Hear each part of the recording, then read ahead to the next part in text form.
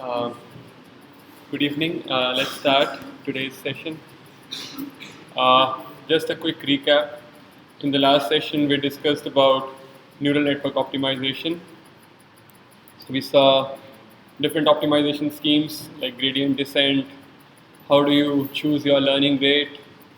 Momentum, use of momentum in gradient descent, so that you move in directions with consistent but even if small gradients. But if there are large gradients but non-consistent, then you don't go in those directions.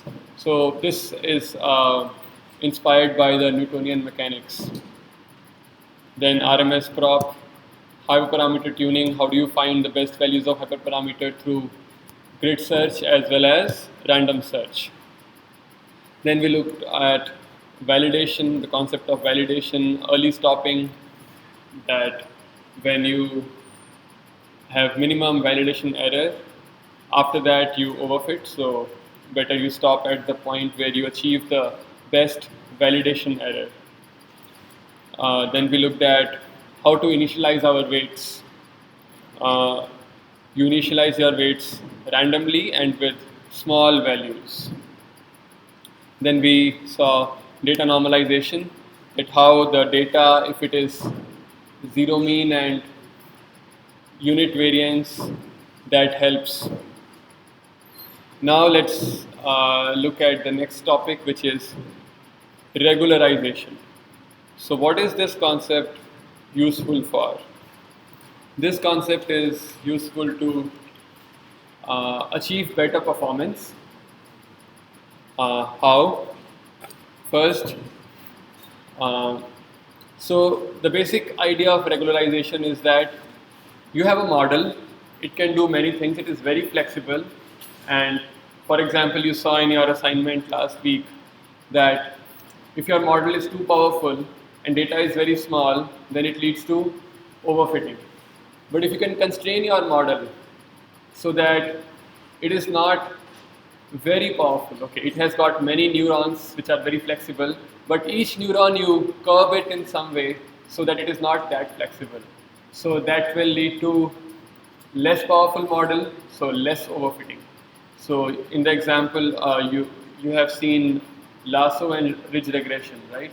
So if you constrain your weights that let them not take very large values, then it fits the training data very well, and it also generalizes better on the test data or unseen data, right? Because the kind of spiky behavior is not there in the in the output. So so that is one meaning of regularization. So basically, in simple words, the purpose is to get good performance, avoiding overfitting. So I think that can be a precise understanding of regularization, that you want to avoid overfitting and achieve good performance on training as well as test data, right? So what are different ways to do regularization?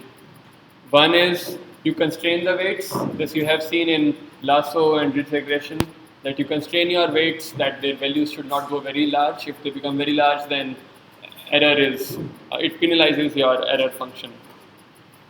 Then regularization can also be used to inject some prior knowledge. How many of you have, all of you have, right? How many of you remember Lagrangian methods, Lagrangian multiplier?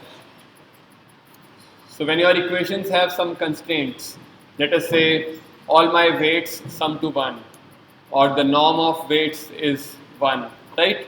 Then you add an extra term, which is your Lagrangian term, and then you optimize your error function, that augmented error function in which you have your main error thing or the reconstruction thing, and then you have an extra Lagrangian term, which means the extra knowledge, prior knowledge, which you want to inject into your system. You remember that? So I think you have some you have some visual understanding as well. Let us say in Lagrangian thing, many times you constrain your system to, let us say, the sum of weights is 1, which means you are constraining your system to lie on this line, right? When W0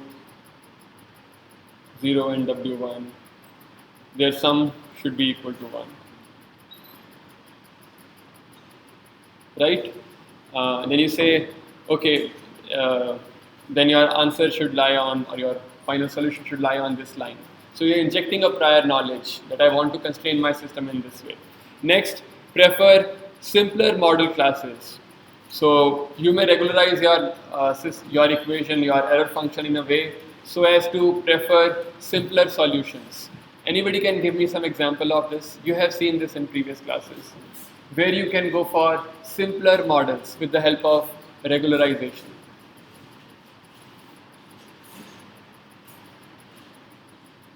Anybody? Sparse model, very good. So where did you see that? In Lasso, in L1 regularization, right? Where you try to make your many weights, make them equal to 0. If they are 0, what does that mean? That your model has become simpler. You can just throw away those weights and their coefficients, and you have obtained a smaller model, a simpler model. Okay. Next, make underdetermined problems determined. What does that mean? It means sometimes our problems may be underdetermined. You have seen underdetermined systems. To make them determined by injecting extra constraints into your model. You have seen L1 regularization helps in doing well on when you have more equations and less equations and more unknowns, right? It is an underdetermined system, and you make it solvable in a good way with the help of regularization, by adding the constraint that weights should also be small in magnitude. Ensemble models. So ensemble models are, this is something not very popular in academics. This is, for example, if you want to achieve, let's say, a classification task, I train a model. You all remember confusion matrices, right? You have some confusion matrix. Model will make some mistakes and many correct outputs, right? Now let me. So all of now you have seen that the models which you are training, they are so much randomization is involved there. So much stochasticity is involved there, right? You initialize your weights randomly. You update them randomly with gradient descent and so many things. So there is so much randomness involved there. So which means if I train one model, it gives me it makes certain errors. If I will train the same model another time starting from scratch, it will make some other mistakes.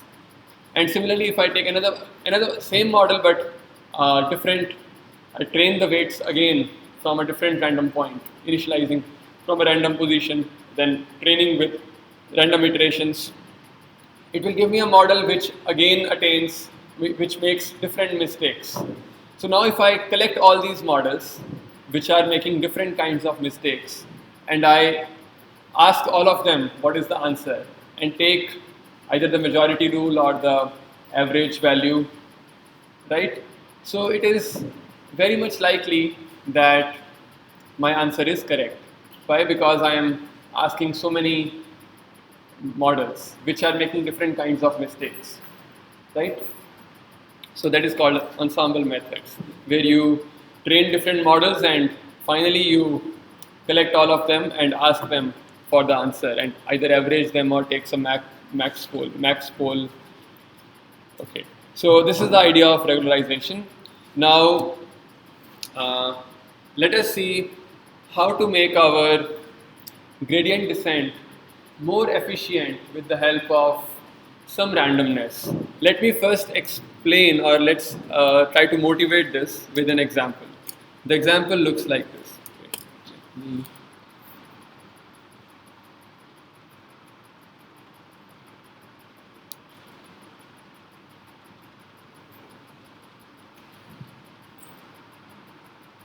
Yes.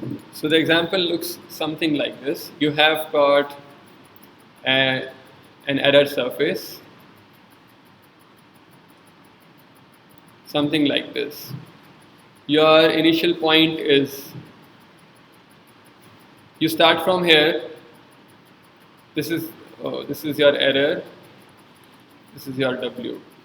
Let us say scalar W. If I start from here, my W is this, right? What will I do? I'll move in the direction of where the error decreases. I'll go here, I will come here. Eventually I will reach the best minimum, which is W star, right? Okay, this is clear, this is fine, but what about this direction? If, because I am initializing randomly, if I happen to initialize from here, my W was this, initial W, then what will happen? I will move in this direction, I'll reach here, I'll further move, I'll reach here, I'll further move, I'll reach here, then it will get stuck. So you will get zero gradient, right? My dou E upon dou W will be equal to 0. But is this a desirable solution? Is this a desirable solution? No.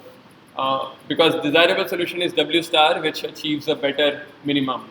So this problem is called getting stuck in a local minimum. So my model or my weights are stuck in a local minimum. How do I avoid this? So all whatever we are doing is very classical in nature. Newton has a great influence on all this what we are doing. So try to think in that direction. Try to think how will you take care of this problem in classical world. We also discussed the example of gravity. Gravity is pulling the ball down. Yeah, if you have sufficiently large momentum, right, then it may cross the local minimum and go to better minimum. Okay, that's a good option. That is a good. That may be a good solution. But what if I don't have sufficient momentum? That is also possible, right? I don't have sufficient momentum. How will you go other way around?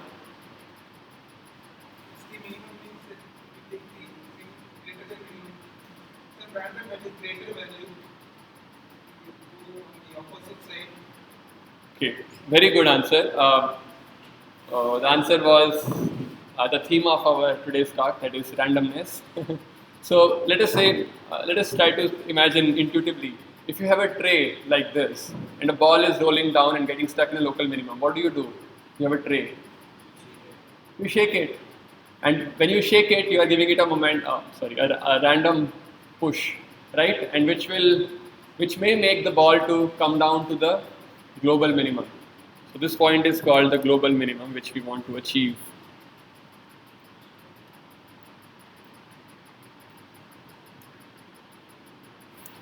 Global minimum.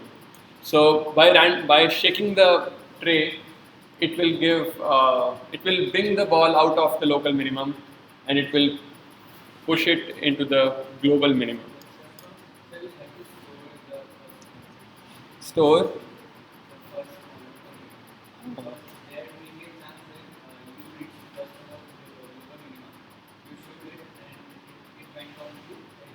Another local minimum. Yeah, that's possible. So that's why we keep saving our best results. When we are iterating, I keep saving my best models. For example, in some iteration or after one epoch or after some epoch, I got validation error to be very small, right? I will save that model that, okay, this is potentially a good model because my validation error is very small here. And then I continue further iterations. It is possible that that was the global minimum, and when I further continue my iterations, I go to some bad minimum, like some other local minimum. But I still remember that there was the global minimum. So yes, I keep remembering all the best points. Okay. Any questions? Little louder, please.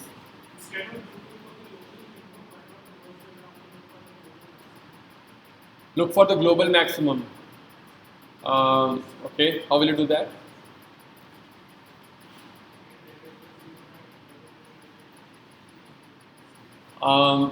Okay, but you want to minimize your error, not maximize your error.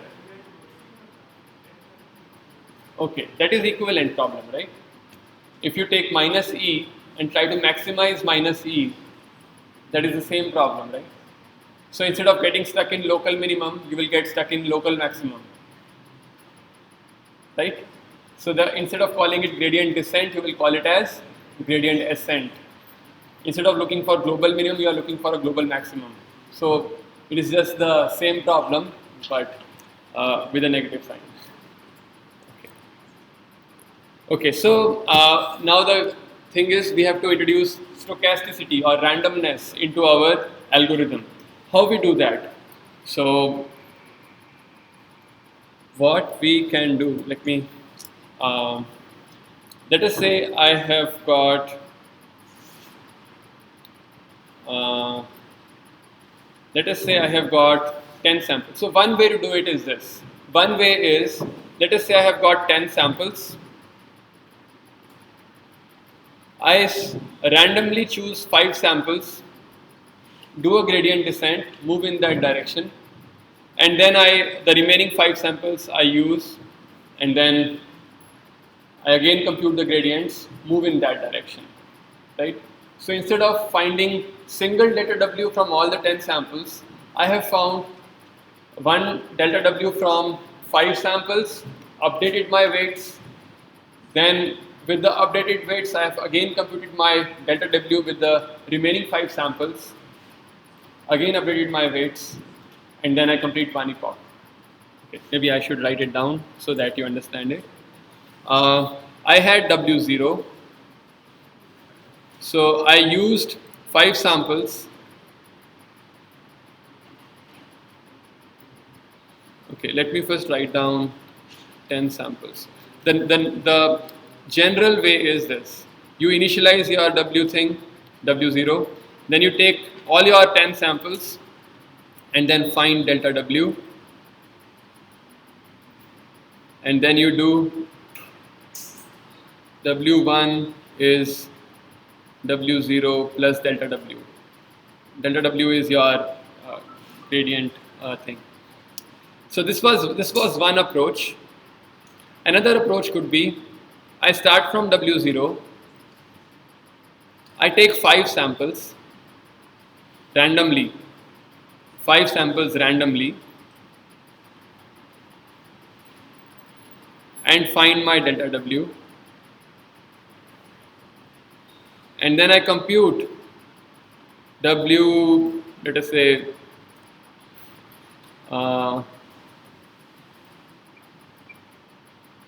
something W0, 1 or something,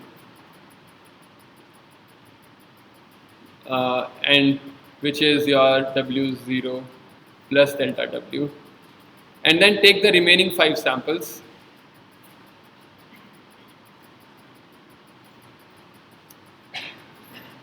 and then again compute W1 is W1, 0, or sorry, 0, 1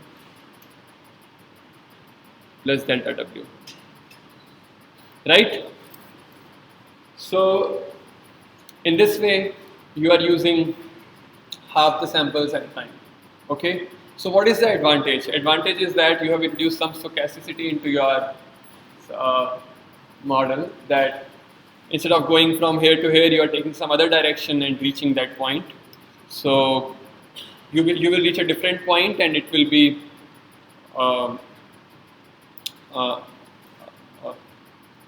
so basically you have some stochasticity into your training, so that will lead you to a better solution.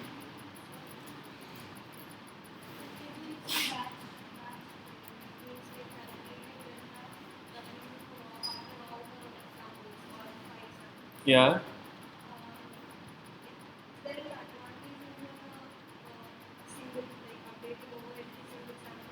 Good point. good question. So her question is that we are taking, we are splitting the whole data into two equal sized batches randomly.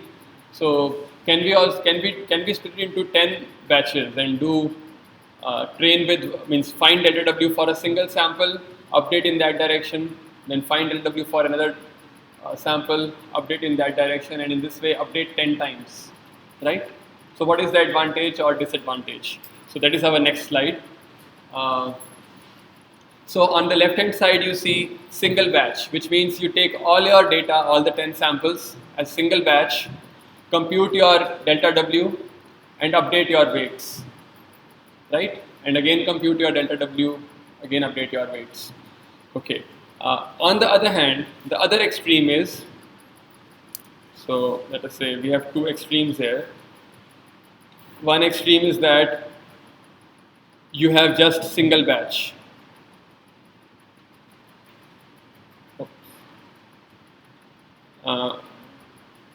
Of n samples.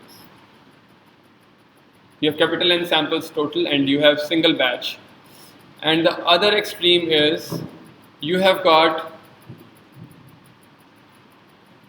n batches and n samples, means basically it is not important. N batches of one sample each.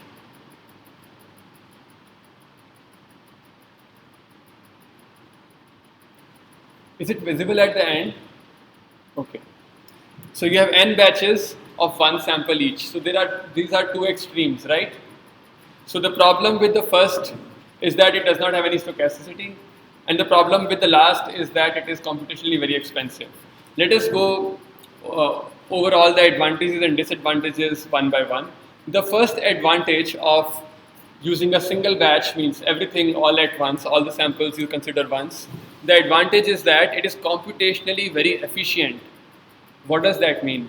Because if you remember, you have matrices and you find out your gradients using matrix multiplications. So it is very efficient computationally. Matrix multiplication can be made parallel, and especially with the help of GPUs, which are very fast in matrix manipulation, right? So computationally, using all the data all at once is computationally very efficient. It takes very less time to process all the samples, right? So one epoch, this is one epoch. One epoch means seeing all the data points once, right? So one epoch is very fast, right? On the other hand, if you do the other extreme, which is you take one sample at a time, it is computationally very inefficient because first of all, you cannot parallelize it, right? You take one sample, update your weights, and with the new weights, you take another sample, find out your gradients, again update your weights. Now with the new weights, another find gradients. So it is all serial. There is no parallelization possible. So it is very slow. And again, you don't have huge matrices, so you cannot take advantage of efficient matrix manipulation. So it is computationally very inefficient, time consuming. But on the other hand, what is the advantage of taking one sample at a time? So the thing is that each sample improves weight. Each sample improves weights means now you are okay. Let me try to motivate it with an example. Let us say you have got n samples and they are all similar kind of data, right? Let us say you have two classes and some points here, some points here. So let us say I have got some small data, let us say half the data from both the classes, and then if I take entire data or the other half, the distribution is similar, right? So it does not change the gradients much. So I'm doing so much inefficient. This is inefficient in the sense that I'm taking all those samples, but the result which I'm getting is equally good as taking half the samples because the distribution is very similar. Is it clear? Does it make sense?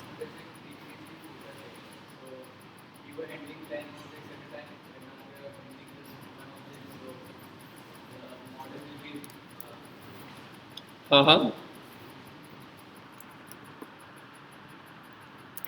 The model will be?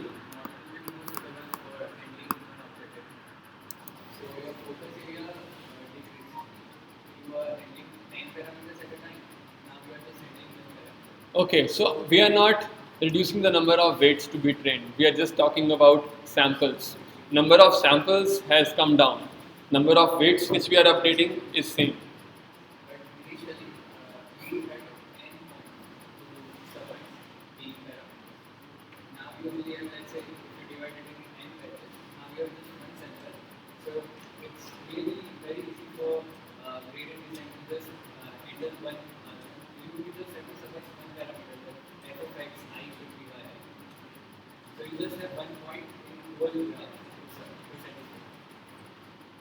Yes, but the thing is that I'm doing gradient descent based optimization. So ultimately what I'm getting out from one sample is delta W, and I'm using the delta W to update my weights, right? So I'm not solving that problem exactly. That is, it is just showing me one direction in which I should move, right? I'm not solving that equation. I'm trying to find a direction in which that equation will be solved, but I'm not completely moving in that direction. Just little step I'm taking in that direction. So where were we? Okay. So what I'm trying to say is, let us say I have got 10 samples here, 10 samples here. On the other hand, I have got 5 samples here and 5 samples here. The kind of information these 5 samples are giving me is the same as I would have gotten from 10 samples. So in a way, I am unnecessarily processing the other 5 samples, right? So to make my process efficient, I can reduce my batch size with the assumption that it is giving me similar distribution, so why should I process the whole data?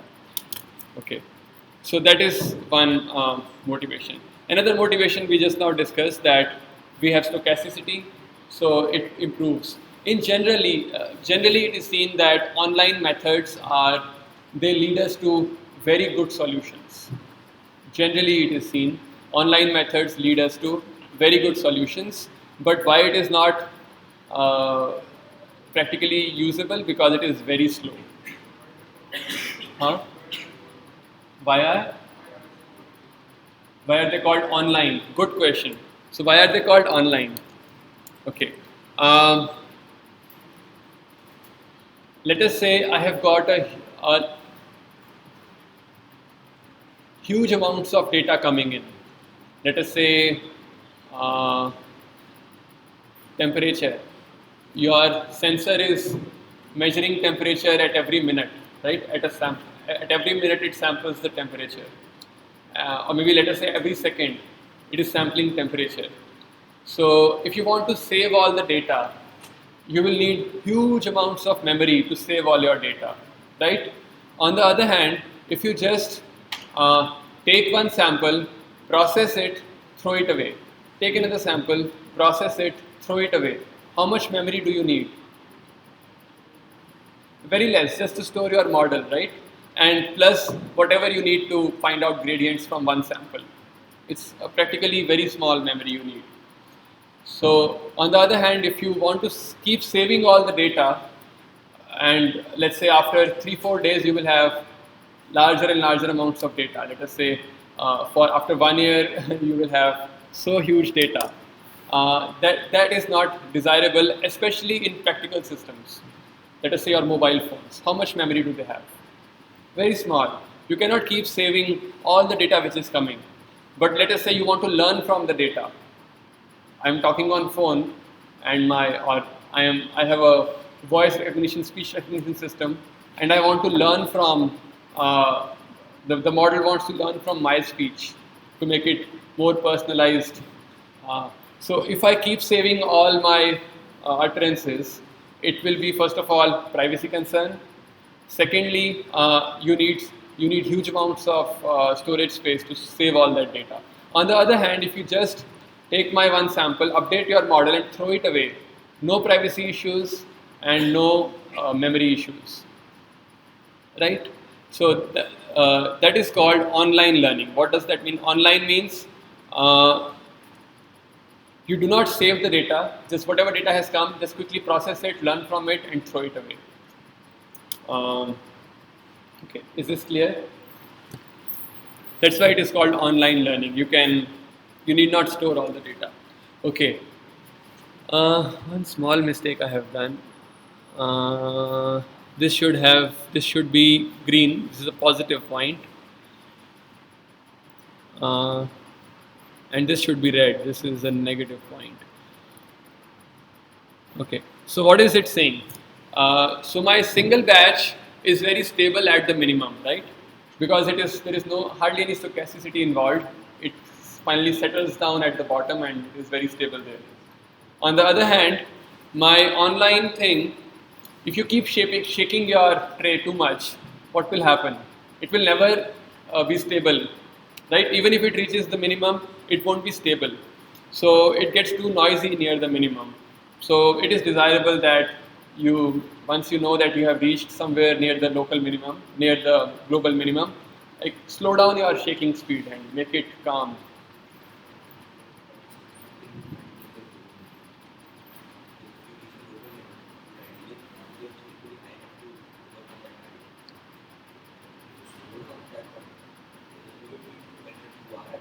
Okay, yeah. So what is the solution? Shake it vigorously in the beginning. Try to find some good points, and once you know this is my best point, go to that point and shake it slowly.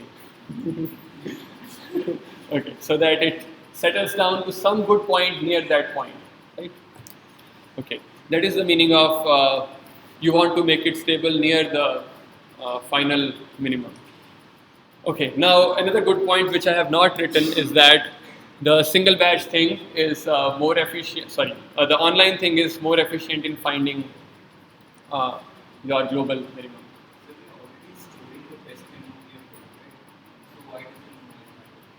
Good point. So I have the figure to show you.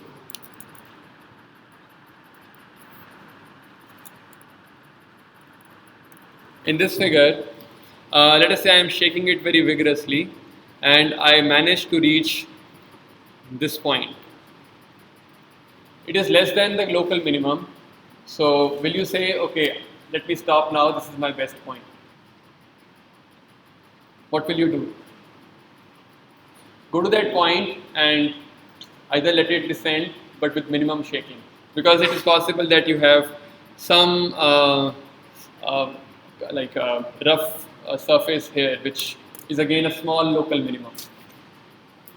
Okay, so what is the kind of balance between these two extremes? Very natural balance is you operate somewhere in the middle region where you make mini batches.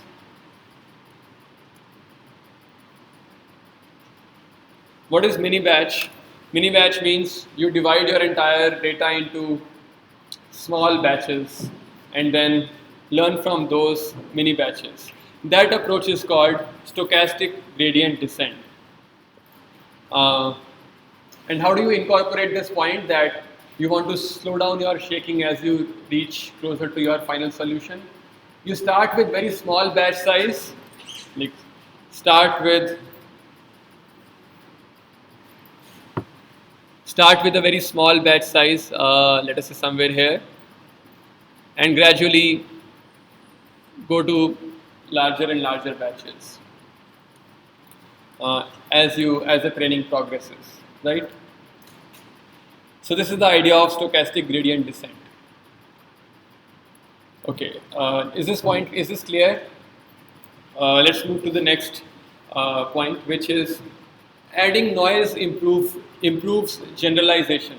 So we have seen that adding noise helps us to achieve better minima, but also it helps to improve generalization. How? So first example is adding noise in the output. Adding noise in the output. What does that mean? So if I have my outputs, let us say 0 and 1, let us consider a simple example of what is it called? The sigmoid function. Right? When will it be 1? Never. When will it be 0? Never. So which means if I'm training on my data points which are 0 and 1, that is my goal, I will never reach that goal.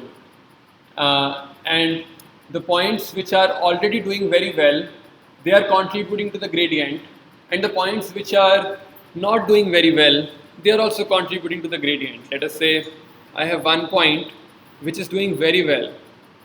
It is contributing some gradient. Other point which is not doing very well, it is also contributing to the gradient. It is possible that my model will not be able to make out that less gradient thing and will not be able to learn very nicely. So that is why if I add some noise, what does that mean? You, instead of making it reach 0 and 1, you make it reach some value little less than 1 and some value little more than 0. And that will help you to improve generalization. Because the points which are already doing well, they won't be contributing much to the gradient. Okay, next is adding noise in the weights. So you want to shake your system, right? You can add noise to the position directly. What are weights? Weights are the position of that ball, right? Newtonian understanding. So add a Gaussian noise to the weights. Like wherever your weights are, add a Gaussian noise. And so let us say my weights are W. We have not discussed probability theory yet, so let me know if this does not make sense to you. This is a normal distribution with zero mean and sigma square variance. If I add this noise to the weights, then this is also like shaking, right? And my sigma square controls how vigorously I am shaking the tray, right? And this can be shown to be equivalent to adding a regularization term to the loss function. I won't do it now because I will discuss probability theory first and then I will come back to this point later, or maybe I'll give this as an assignment. Next is early stopping. What is early stopping? So goal is to constrain your model in some way. So early stopping also constrains your model. Let us say your learning rate or step size is eta, and your number of iterations, or let's say number of epochs, is tau. How much volume can you cover at most? How much distance can you cover? If you take all the steps in the same direction, then you will reach the farthest point, right? So which means you take tau steps, tau steps where each step size is eta. So eta into tau is the maximum distance you can cover, right? So the maximum volume you can cover is proportional to some power of eta and tau, right? So which means if I constrain my tau, okay, I will only go for 1000 iterations or 1000 epochs. Then I'm constraining my model in certain way. This is also one kind of regularization. And we have discussed ensemble models or bagging. Not all models make same kind of errors on the test set. For example, in the class, Adhiraj may not know lasso. Adhiraj does not know lasso. Archit may not know L2 regularization. But if they both make a team and they are given a problem which involves both lasso as well as an L2 regularization, ridge regression, then they can put their combined efforts and solve the problem, right? So this is the idea, which is the idea of ensemble models or bagging. that you take many models, randomly trained, same kinds of models or maybe different kinds of models, and the final output you take as an average of them or the maximum voting, whichever is convenient or whichever is applicable. So that is called ensemble models. Ensemble models do very well on, especially people use ensemble models in competitions, where there are no limits on computational complexity or how much time your model take, the methods take. You can run these models in different machines parallelly, and their outputs you can simply collate and pool them together, right? So generally they are used in competitions to attain good performance. Dropouts. I think all of you are familiar with dropouts. So dropout is a kind of regularization where you randomly make your weights equal to 0. Mask your neurons randomly. So we have seen neural networks.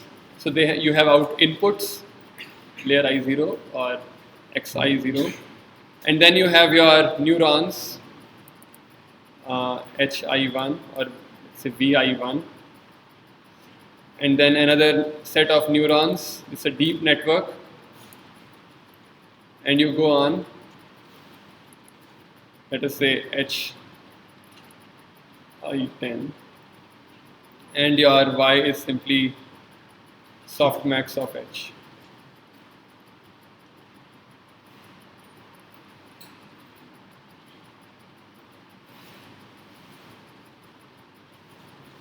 Right? So what do you do in dropouts? Let us say I'm considering one batch. So for one batch, I have obtained my, let us say, some number of samples, and I am doing a forward pass. What is forward pass? Forward pass means you feed in your X and you get your Y out. During your forward pass, you randomly turn off. Let us say from here you computed H, then you randomly turn off some neurons, which means make their output equal to 0. Let's say here H is equal to 0. Similarly, somewhere here H is equal to 0. And then when you are computing your Hi2, you will get W times H1, sorry, W1 times H1, W3 times H3. You won't get H2 because H2 you have turned off, made it equal to 0 randomly. You can set some probability. Probability of turning off is equal to, let us say, 0.2. With the probability of 0.2, you randomly turn off some neurons. Right? This is for one batch. In the next batch, you randomly turn off some other neurons. So essentially, what you are doing is, in like pictorially, let us say you've got 3 weights. So you have got 3-dimensional space. So you're turning off one space means you are saying that okay, I'm not considering this W, making it 0, and then just computing my gradients from these 2 W's, and then update your weights. During your update, you can update all 3 of them. That is not an issue. But the idea is that to find your error function or your final output, you are randomly masking your some weights. Okay, so this will help you introduce more stochasticity into your models, and especially in the deep networks where you have very deep networks, it helps a lot because it introduces lots of stochasticity into your training algorithm. Okay, so if you want to read further about these techniques and other such techniques, you are welcome to read this book. It has this very nice chapter on optimization. You can go through it. Okay, next I want to discuss about implementing neural networks in Python. It's very simple. Whatever you have learned is substantial, and whatever is implementation, it's just high school stuff. So the best Kaggle is a high school student. He does not know all the theory which we have discussed, but he knows Keras or TensorFlow very well. Let us go to this website and see what it says.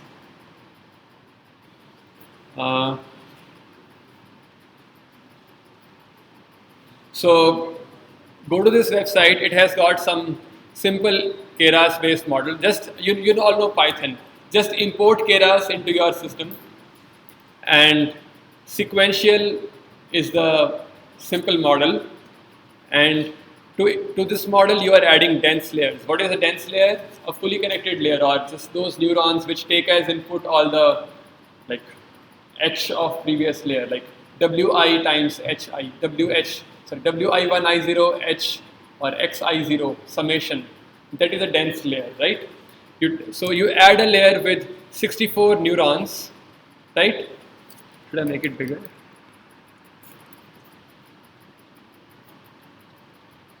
So with 64 neurons, with rectified linear unit activation or nonlinearity, and the input dimension, which means the previous layer is of size 100,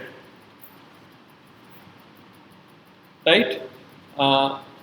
Then to this model, you add another dense layer, another layer with 10 neurons, and the activation function is a softmax, right? And this is your output layer.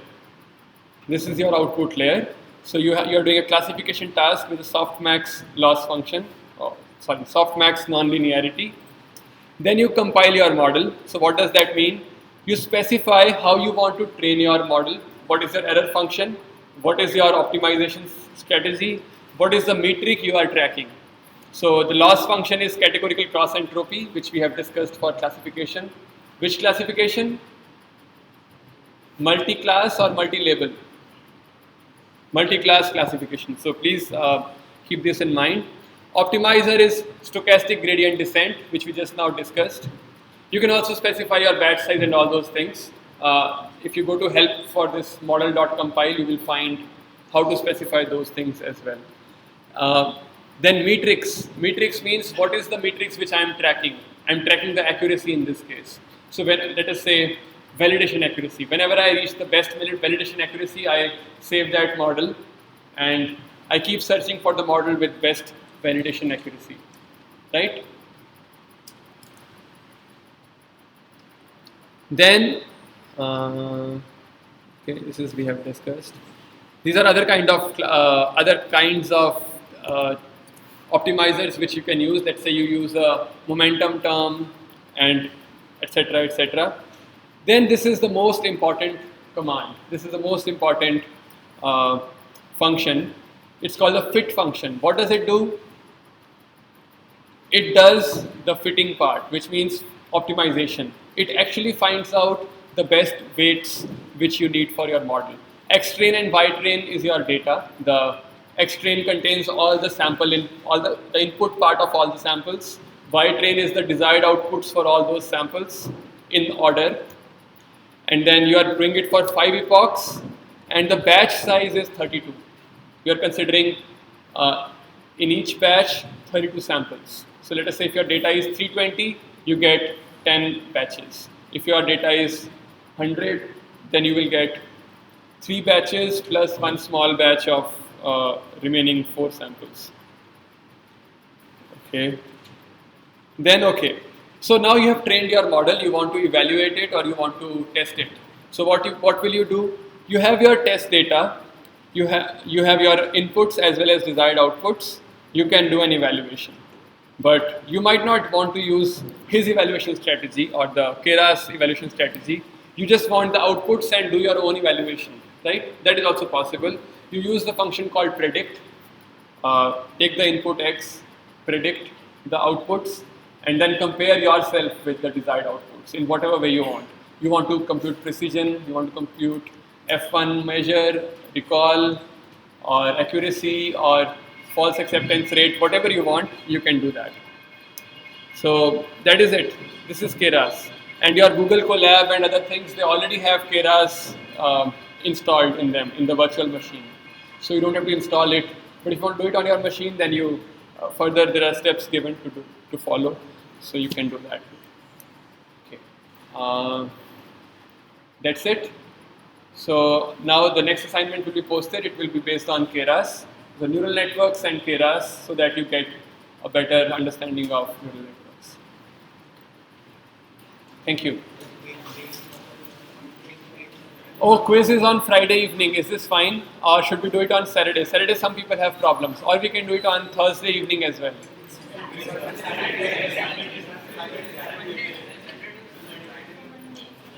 Some people are not here on Saturday. Saturday, working day. Saturday is a working day as well.